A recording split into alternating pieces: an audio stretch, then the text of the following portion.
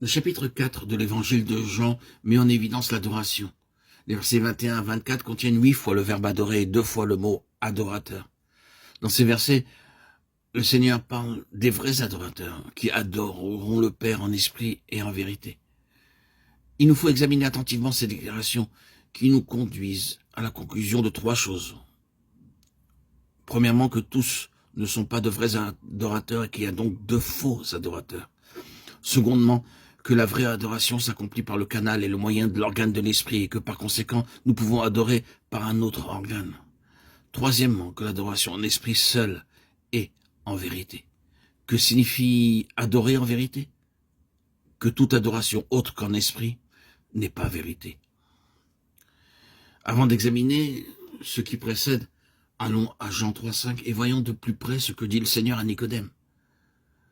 Jésus répondit, en vérité, je te le dis, si un homme ne naît d'eau et d'esprit, il ne peut entrer dans le royaume de Dieu.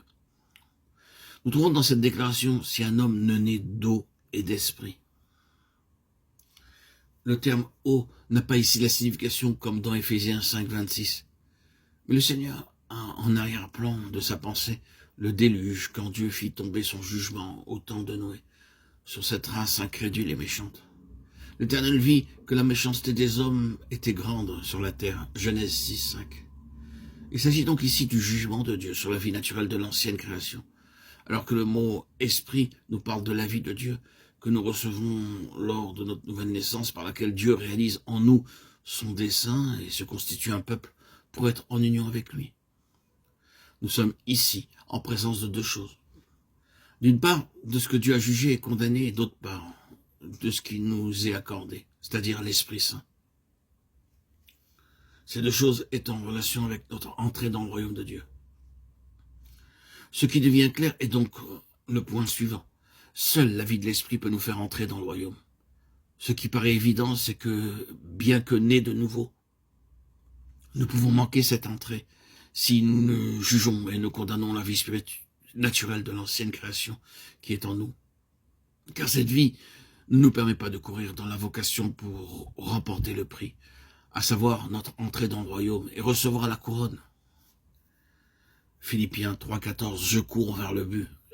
C'est-à-dire, ici, nous parlons du royaume, pour remporter le prix de la vocation, l'entrée dans ce royaume céleste de Dieu en Jésus-Christ.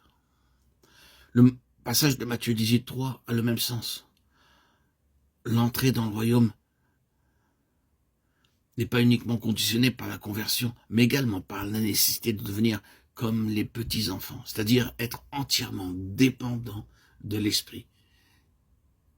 Ici est la clé, l'obéissance à l'Esprit Saint.